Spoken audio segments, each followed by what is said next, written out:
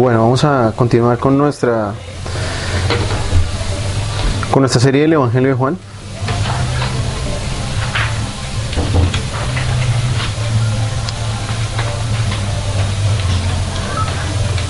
Y vamos a ir a nuestra última porción del capítulo 11. Hoy terminamos el capítulo 11 del Evangelio de Juan. Y hoy nos corresponde, vamos a estudiar 10 versículos hoy, vamos a ir del versículo 47 al 57.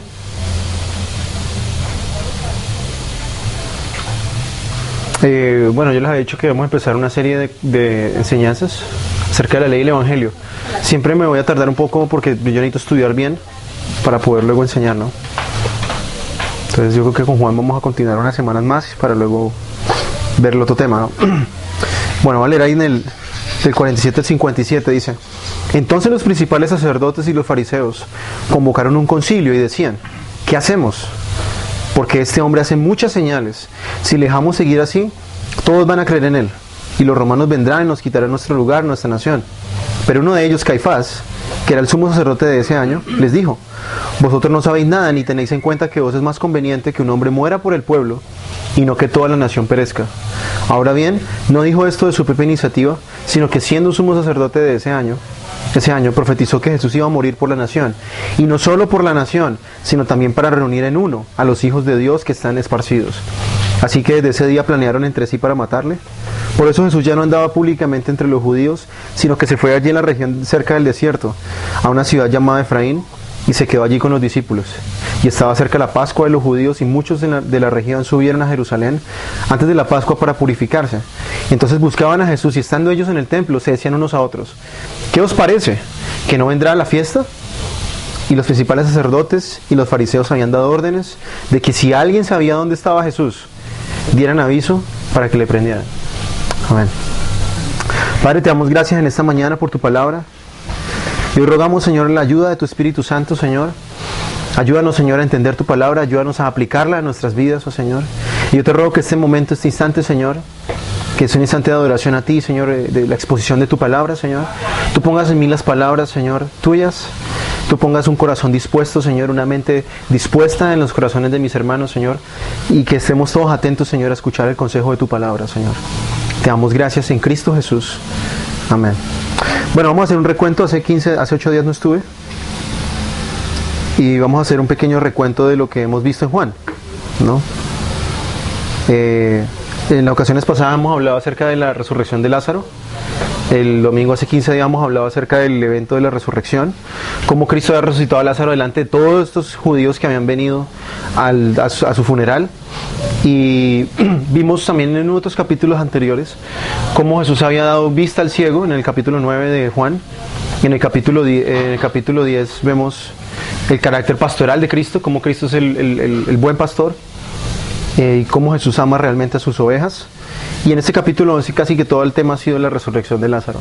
Ahora nos encontramos en los últimos 10 versículos del capítulo 11 y vamos a ver hoy la reacción de los fariseos a este milagro, ¿no? Yo he titulado este mensaje el poder de la incredulidad, el plan para matar a Jesús, ¿no? Y bueno, nosotros vemos acá, como nosotros sabemos, al principio del Evangelio de Juan, el capítulo 1 de Juan, es como un recuento de todo lo que pasa en los siguientes 12 capítulos, ¿sí? Desde el capítulo 1 hasta el capítulo 12 de Juan es llamado el libro de los milagros, el libro de las señales, porque en todos estos capítulos, hasta este final de este capítulo, Jesús ha hecho milagros, ha hecho 7 milagros que están aquí en el Evangelio de Juan. Este es el último milagro del ministerio del Señor Jesús, en la última parte de su ministerio público. Ya Jesús de aquí en adelante no va a hacer más milagros, ¿sí? Al menos en el Evangelio de Juan Jesús ya no va a hacer más. Y de aquí en adelante Jesús va a hacer dos cosas principales. Una, va a ministrar a sus discípulos ya de una forma privada, y va a haber la confrontación directa con los fariseos, con los judíos de su época, ¿no? En el capítulo 1 de Juan se nos dice que Jesús vino a los suyos, pero los suyos no le recibieron, ¿sí? Y esto es un patrón que se repite en este libro, capítulo tras capítulo, ¿sí? Jesús se muestra como el Hijo de Dios se muestra claramente como el Mesías prometido, pero los fariseos siempre están rechazándole, ¿sí? Entonces, ese versículo que Juan habla al principio de su libro, de su evangelio, es palpable durante todo el evangelio, ¿sí? Los suyos siempre están rechazándole, ¿sí? Ahora vamos a ver aquí cuál es la reacción de los fariseos a los milagros de Jesús, ¿sí? Ahora, ¿qué es lo que los fariseos rechazan en cierto sentido? Los fariseos no rechazan en cierta parte los milagros, porque si nosotros vemos acá al principio de estos versículos, ellos admiten que Jesús hacía milagros, ellos admiten que Cristo había hecho milagros, pero el problema, mire, ustedes ven ahí por ejemplo en el versículo 47, dice, ¿qué hacemos? Porque este hombre hace muchas señales, ¿sí? Ellos admiten de que realmente Él hace milagros, el problema es que ellos admiten los milagros privadamente, pero no públicamente. ¿Sí? Ellos públicamente, ustedes vieron el capítulo 9 conmigo, que cuando Jesús restableció la vista al ciego, que ellos negaron ese milagro, trataron de negarlo lo que más pudieron y de una forma pública, ¿sí? Pero ya en ese capítulo nosotros nos encontramos que los fariseos dentro de su círculo, ellos admitían que Cristo sí hacía milagros, ¿sí? Sí admitían eso. Entonces, ellos están rechazando no solamente los milagros, rechazar los milagros de Cristo es rechazar la deidad de Cristo mismo, ¿sí?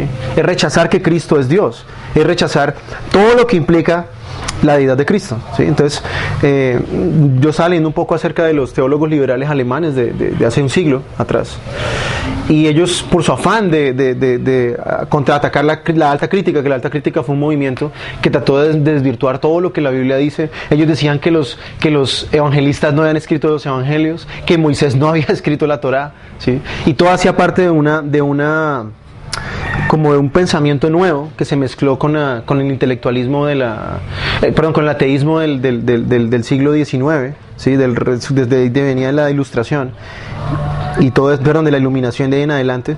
Entonces todo eso empezó a afectar el cristianismo. Entonces los teólogos alemanes liberales, ellos trataron de defender esto, pero ellos cayeron en un error, que ellos, por tratar de agradar a los ateos intelectuales, comenzaron a negar los milagros de Cristo en las Escrituras. Ese es el gran problema, uno de los problemas de los teólogos liberales, ¿sí? Por tratar de agradar a su cultura de su tiempo, comenzaron a desvirtuar los milagros de Cristo. Entonces eso pasó con los fariseos aquí. Los fariseos comenzaron a negar, sabiendo que Cristo realmente hacía señales, y ellos entendían en cierto sentido que si las cosas seguían así, todo el pueblo se iba a venir detrás de Cristo, ¿sí?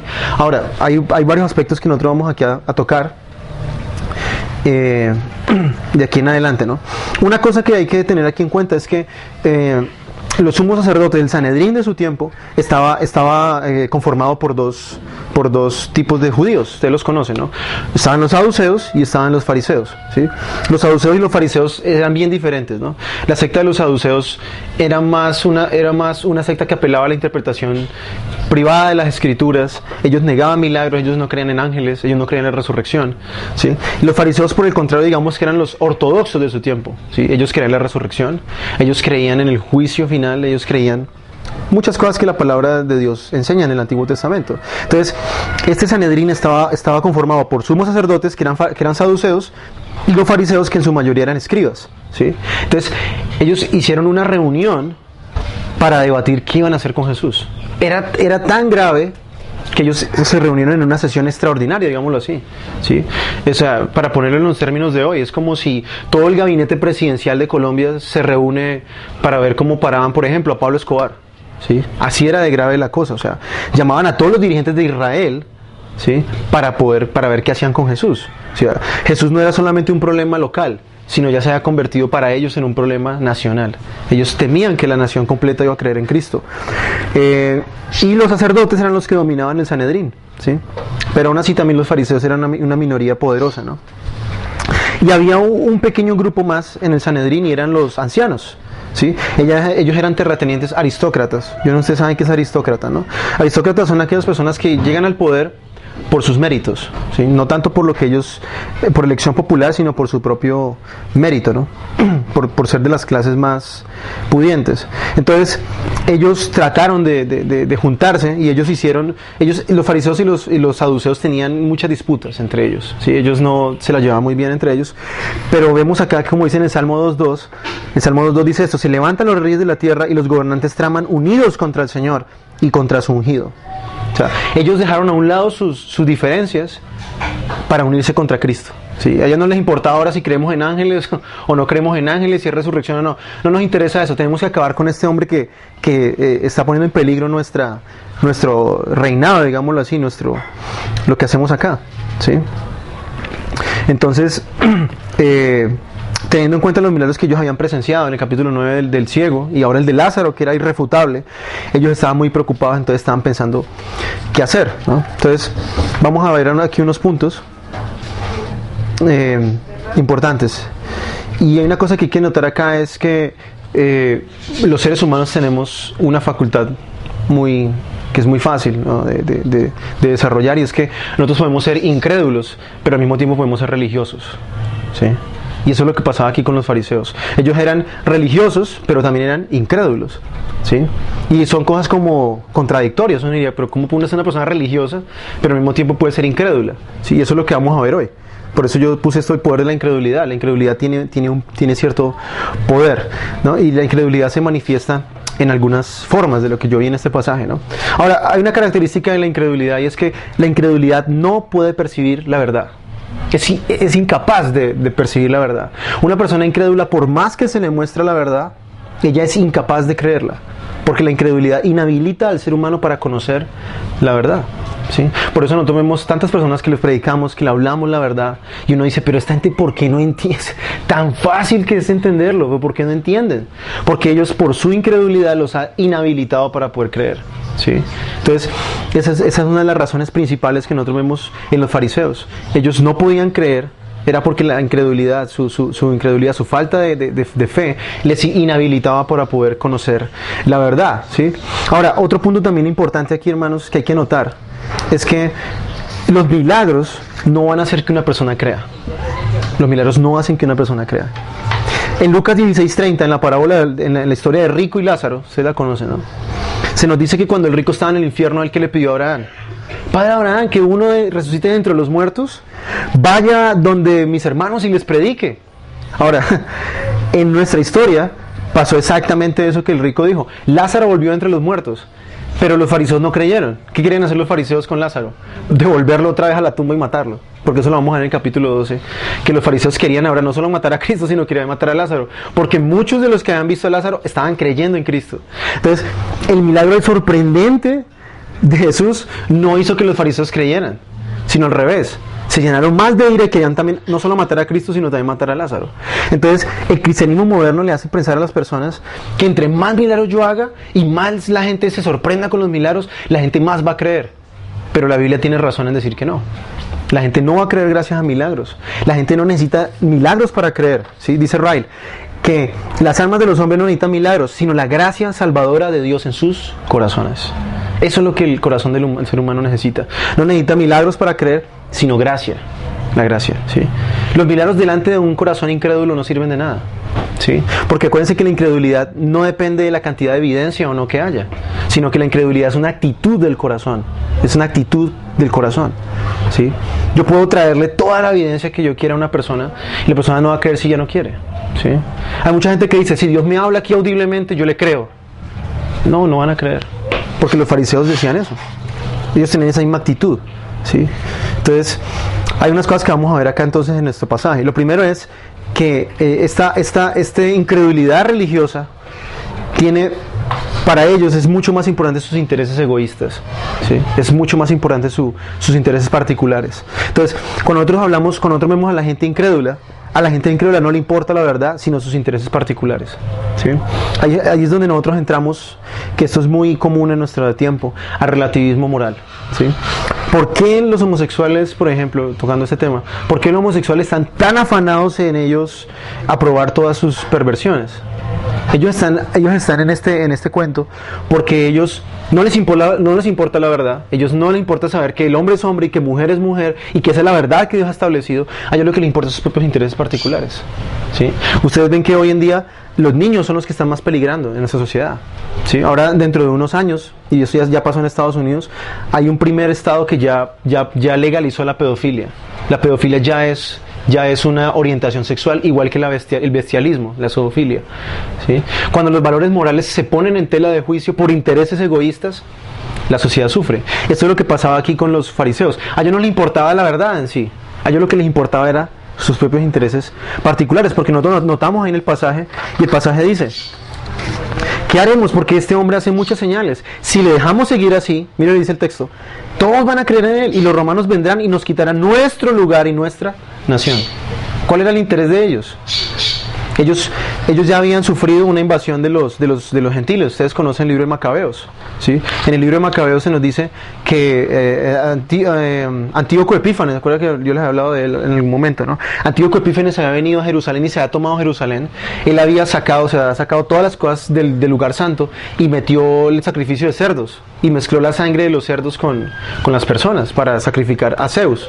Entonces ellos temían eso igual, ellos tenían miedo.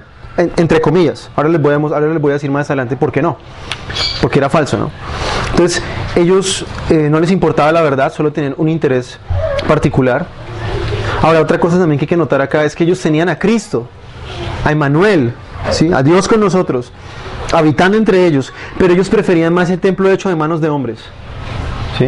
Ellos preocupados por el templo, ¿no? Preocupados por el edificio tan bonito que había, pero a ellos no les importaba realmente tener una relación con Dios, ¿sí? Ellos preferían más el templo hecho de manos de hombres que al propio templo vivo que es Cristo, ¿sí? Entonces, otra característica de esta religiosidad incrédula, o esta incredulidad religiosa, es que ellos tienen más aprecio por las cosas materiales que por la verdad de Dios, ¿sí? Tienen más amor por las tradiciones humanas, ¿sí? Es más importante la tradición humana que la verdad misma, ¿sí? Ahora, ¿era verdad eso de que Jesús, si la gente seguía creyendo en él, la gente se iba a sublevar contra Roma? La palabra nos dice que Jesús, ¿qué enseñó a Pedro? Cuando ustedes conocen este pasaje, cuando Jesús está con Pedro y Pedro va y pesca y él saca un denario de la boca del pez, y Jesús, ¿qué dice? Dar al César lo que es del César y a Dios lo que es de Dios. Jesús enseñó a respetar la autoridad civil, ¿sí? Entonces era una excusa de los fariseos decir que supuestamente si la gente seguía creyendo en él, se iba a sublevar y se iban a acabar con eso. Es mentira. Otro punto también a favor de este argumento es que Poncio Pilato nunca encontró nada malo en Jesús, ¿sí? Si Poncio Pilato hubiera encontrado algo malo en Cristo, lo hubiese acusado, pero ustedes ven, y eso lo vamos a ver mucho más adelante, cuando Jesús es llevado a juicio, que Pilato dice: yo no encuentro nada malo en este hombre, ¿no? Y eso sorprendía el odio de los judíos contra Jesús. Entonces, por esos dos argumentos, ni siquiera por ningún lado Jesús iba a incitar a la gente contra la autoridad civil, ¿no? Otra cosa también importante de entender en este pasaje es que los enemigos de Cristo ocultan su incredulidad por una falsa preocupación por la seguridad y la estabilidad pública. Mire, por ejemplo, en nuestro tiempo, ¿qué es lo que más dice el mundo acerca del cristianismo? Es que el cristianismo está atrasando nuestra sociedad. Es que son unos retrógrados, son unos cavernícolas. Nosotros debemos progresar, ¿no? ¿Ustedes no han visto eso? Que eso dicen de nosotros, porque no estamos en contra del homosexualismo, no estamos en contra del aborto. Entonces, no, es que ustedes están atrasando el bien de la sociedad. Pero es mentira. El mundo realmente no le interesa eso. Es una falsa preocupación, ¿sí? Pero lo que ellos están realmente mostrando en su corazón es que a ellos no les importa nada, ellos son incrédulos a Dios, ¿sí? Entonces eso notamos también en este pasaje, que esta falsa preocupación es simplemente una forma de ocultar mi incredulidad, ¿sí? Preocupándome por los demás, ¿sí? Ahora, ¿a qué punto llega esta falsa seguridad? ¿A qué punto llega? Pues que su máximo líder sugiere que deben matar a Cristo, ¿sí? A ese punto. Ahí lo vemos en el versículo que sigue, dice: pero uno de ellos, Caifás, que era sumo sacerdote de ese año, les dijo: vosotros no sabéis nada, ni tenéis en cuenta que es más conveniente que un hombre muera por el pueblo, no que toda la nación perezca. ¿Qué prefiere el mundo hacer con los cristianos? Ellos prefieren acabar con el cristianismo en el mundo y poder avanzar, ¿sí?, a que todo el mundo supuestamente se quede en el atraso, ¿sí? Eso es lo que el mundo quiere, ¿no? Ahora, vamos a ver otra cosa aquí que también es importante, y es que ¿cuál era el estado del fariseísmo en ese momento? ¿Cuál era el estado del judaísmo en ese momento? Resulta que, resulta que el sacerdocio, el sumo sacerdocio, era una designación divina. Nosotros leemos en el Antiguo Testamento, Dios, por ejemplo, había establecido a Aarón y a toda su descendencia de una forma vitalicia, o sea, de por vida. O sea, el sumo sacerdote, cuando era puesto como sumo sacerdote, él debía continuar toda su vida. Pero ¿qué había pasado? Los judíos en este punto eran controlados por los romanos. Entonces los romanos decían, bueno, este año le toca a Michael.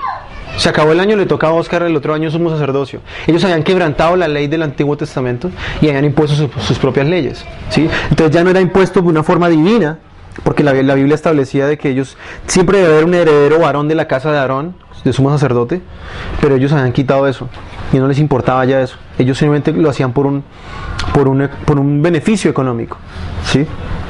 Entonces a ese punto de generación había caído el fariseísmo de su tiempo, el judaísmo de ese tiempo, ¿no? Porque era de acuerdo al interés de Roma que colocaban un sumo sacerdote. Si ese sumo sacerdote no me conviene, yo lo quito. Y entonces Poncio Pilato ponía otro por el emperador romano y ya, ¿sí? Entonces los romanos les controlaban los turnos de servicio a los sacerdotes, ¿no? Ahora, el sumo sacerdote tenía gran influencia sobre el Sanedrín. El Sanedrín podía decir lo que fuera, pero si el sumo sacerdote decía otra cosa, no le importaba, no importaba lo que ellos decían. Ahora, ¿por qué digo esto? Porque mire lo que dice ahí en el texto. Dice ahí, vosotros no sabéis nada.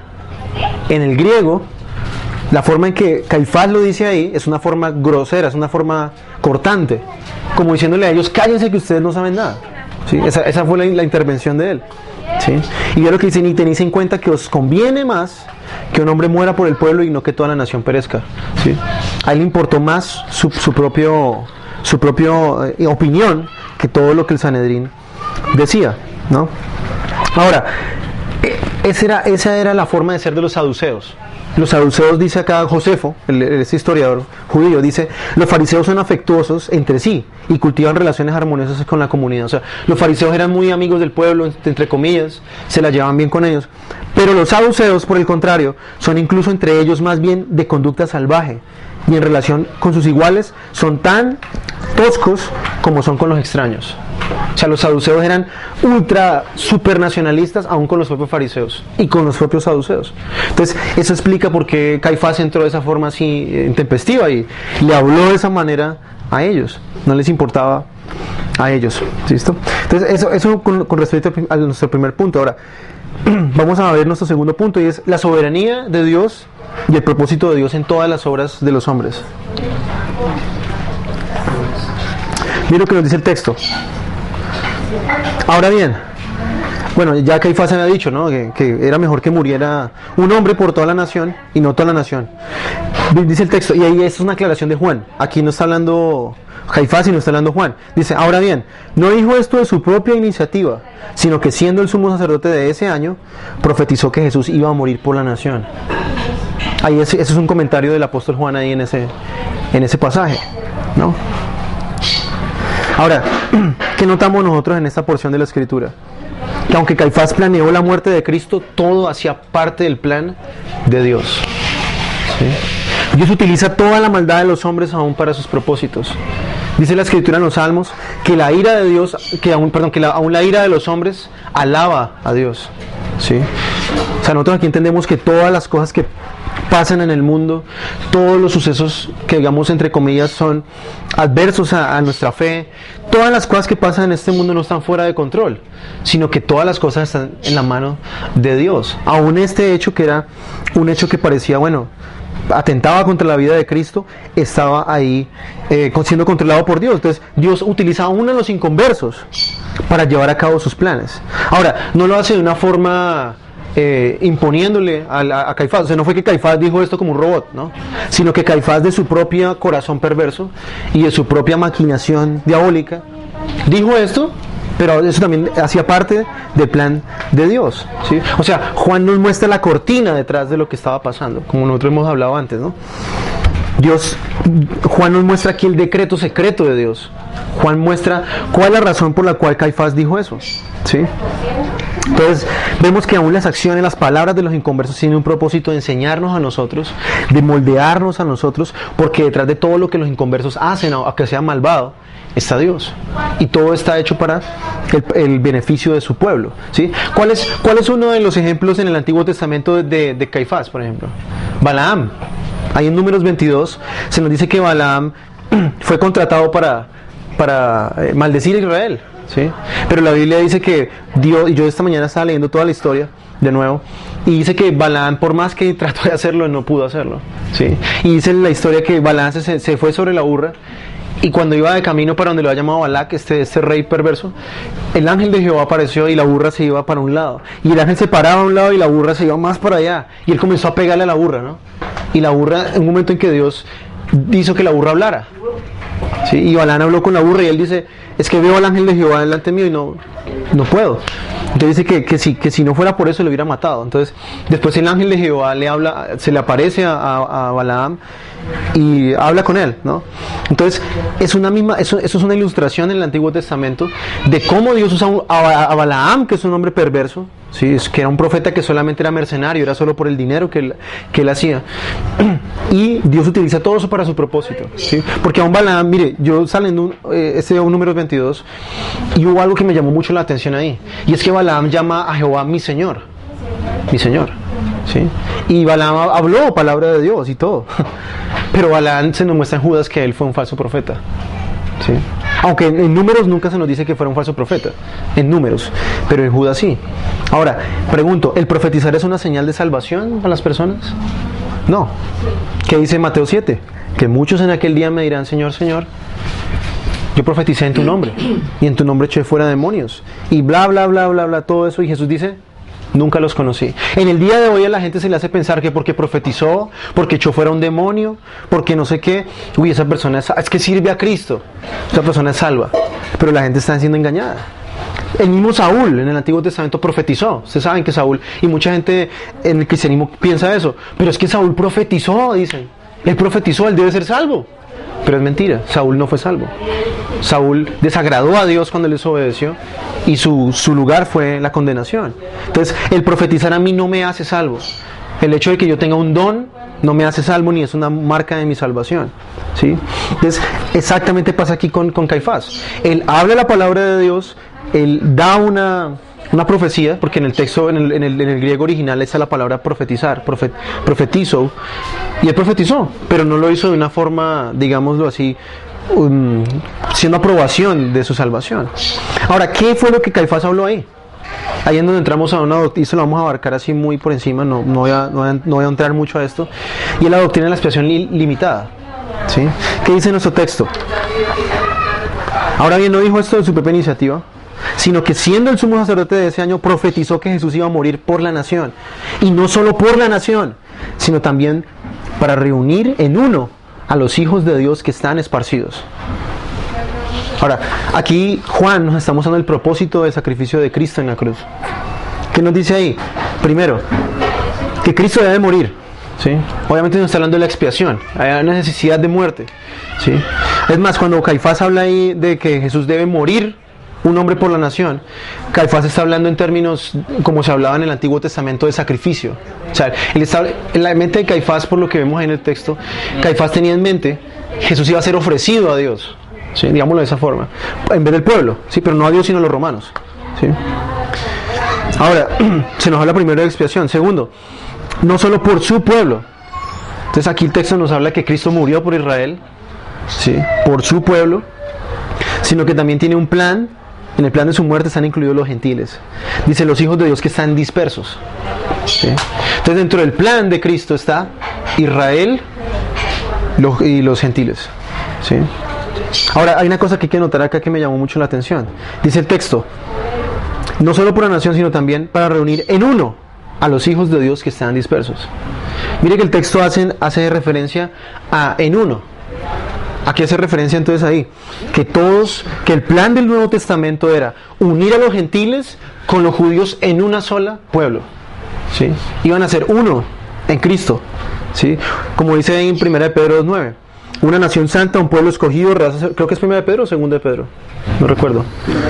Primera de Pedro 2:9-10. una nación santa, un pueblo escogido, real sacerdocio, un pueblo adquirido por Dios. ¿A qué pueblo se estaba refiriendo ahí? Esto que nos está hablando el texto. Dios iba a reunir judíos y gentiles. Ahora, ¿por qué hace mención Juan de esto acá? Porque los lectores de esta carta, de este libro, a los que les fue escrito el Evangelio de Juan, muchos de ellos también eran gentiles. Y ellos necesitaban entender que ellos estaban dentro del plan de Dios también. ¿Sí? Ellos necesitaban entender que Cristo también había muerto por ellos. ¿Sí? Y muy quizás nosotros también hoy. Entender nosotros que nosotros estamos incluidos ahí. Cuando se habla de los hijos que están esparcidos, estábamos nosotros ahí. Tú y yo estábamos ahí en ese plan. Estábamos ahí incluidos, ¿no? Entonces, en la mente de Juan está que todo este pueblo iba a ser uno solo con él, unidos en un solo cuerpo, un solo espíritu, ¿sí? Uno con todos los demás judíos, ¿sí? Todos los santos en todos los lugares, en todas las edades, todos unidos uno en Cristo, ¿sí? Por eso somos uno con Lutero, Calvino, los hugonotes, los puritanos. Todos son nuestros antepasados espirituales y entre todos somos uno solo, ¿sí? Por eso podemos llamarlos hermanos, ¿sí? Entonces, lo que el texto nos dice es que los gentiles habrían de ser traídos por el sacrificio de Cristo en la cruz para ser parte del pueblo de Dios. Ahora, ¿cómo se puede ser un verdadero hijo de Dios? Ahí Juan nos lo explica en Juan 1, 12 y 13, ¿sí? Que estos no nacen de carne, ni de voluntad de sangre, ni de varón, sino de Dios, ¿sí? También nos recuerda lo que Jesús dice en Juan 10, que sus ovejas habrían de oír su voz y le iban a seguir, ¿sí? Entonces, vemos acá el alcance del sacrificio de Cristo, que el alcance es universal, es suficiente para todos los hombres, pero el texto nos habla que solamente por quienes, por aquellos que son hijos de Dios, que van a ser traídos, ¿sí? Y es que el texto nos lo dice. Y vamos a entrar a nuestro último punto y volvemos a retomar el tema de la incredulidad una vez más. Dice, así que de ese día, casi me saltó un texto. Así que ese día planearon entre sí para matarle. Entonces, hay una cosa que hay que notar acá. Jesús fue enjuiciado sin ni siquiera haber estado presente. ¿Qué fue lo que hicieron ellos ahí? Jesús es culpable, punto. Y Jesús ni siquiera se pudo defender. ¿Sí? Eso muestra también la perversidad de estos hombres. Dime, ¿a quién de ustedes no le parece injusto que haya un juicio y ustedes son los implicados, pero ustedes no están en el juicio? Y llega a su casa una carta que dice que ustedes son culpables, pero usted nunca fue con el abogado ni nunca fue a defenderse. Es injusto. Entonces, Cristo sufrió un juicio injusto, ¿sí? Aunque Juan no nos habla en el momento, como en otros evangelios sí nos muestra, el momento en que Jesús es enjuiciado, ¿sí? Pero en otros evangelios se nos habla cuando Jesús es llevado y es enjuiciado. Juan nos lo muestra de esta manera. Entonces, la decisión que habían tomado estos hombres, que era matar a Cristo. De aquí en adelante, los capítulos que van a seguir aquí en adelante, va a ser la confrontación de Cristo con ellos, con los fariseos. Los fariseos van a venir a buscar a Cristo para matarle, ¿sí? Ya esta fue la sentencia de muerte. Ellos habían planeado cómo matar a Cristo y ya estaban pensando en hacerlo. ¿Por qué? Porque el texto más adelante nos lo dice. Dice, por eso Jesús ya no andaba públicamente entre los judíos, sino que se fue allí en la región cerca del desierto a una ciudad llamada Efraín y se quedó allí con los discípulos. Ahora Jesús sabía, ¿cómo sabía? Matthew Henry dice que muy probablemente Nicodemo, que era parte del Sanedrín, eso es una especulación, no estoy diciendo que sea así, muy probablemente Nicodemo avisó a Jesús de esta decisión que han tomado en el Sanedrín. Entonces dice el texto que Jesús ya no andaba públicamente entre los judíos, sino que se fue acerca del desierto, en una ciudad llamada Efraín, y se quedó allí con los discípulos, ¿sí? Se quedó un tiempo allá, no sabemos qué tanto tiempo se quedó ahí, pero ya estaba muy cerca de la Pascua, entonces no fue un tiempo muy largo, y Jesús estaba allí oculto, digámoslo de esa manera. Ahora, mira lo que después dice el texto. Y estaba cerca la Pascua de los judíos y muchos de la región subieron a Jerusalén antes de la Pascua para purificarse. Entonces buscaban a Jesús y estando ellos en el templo les decían unos a otros, ¿qué os parece que no vendrá a la fiesta? ¿Pero qué os parece que no vendrá a la fiesta? Y los principales sacerdotes y los fariseos habían dado órdenes que si alguien sabía dónde estaba Jesús, diera aviso para que le prendieran. Vamos a entrar a nuestro tercer punto y último, y es purificación externa, corrupción interna. ¿Sí? ¿Qué había pasado aquí en esta última parte de nuestro pasaje? Bueno, el milagro de la resurrección de Lázaro despertó la curiosidad de muchos de los judíos en todo Israel. Ellos habían escuchado, acuérdense que en el versículo 46 se nos dicen que unos creyeron y otros se fueron para donde los fariseos, ¿no? Entonces muchos de los judíos escucharon de la resurrección de Lázaro y ellos querían conocer a Jesús.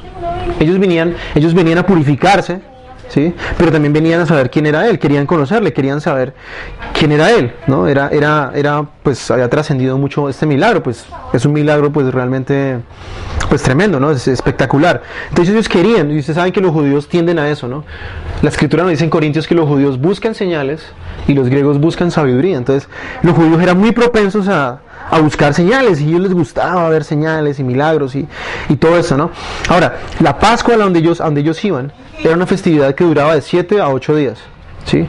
Y la Pascua era una de las 3 grandes fiestas de la peregrinación judía, ¿sí? Eran junto con la fiesta de las enramadas, creo que es, y el día de la expiación, que es el Yom Kippur, ¿sí? El día que el sumo sacerdote entra al lugar santísimo a expiar los pecados de Israel. Entonces esta era una festividad supremamente también importante, y gente de todo el país comenzaban a llegar a Jerusalén, todos. Entonces ustedes imagínense qué cantidad de personas, o sea, cuando se habla acá nos da a entender como si fuera un poquito de gente, pero es muchísima la gente, miles de personas subiendo a Jerusalén para poder conocer a Cristo, ¿sí?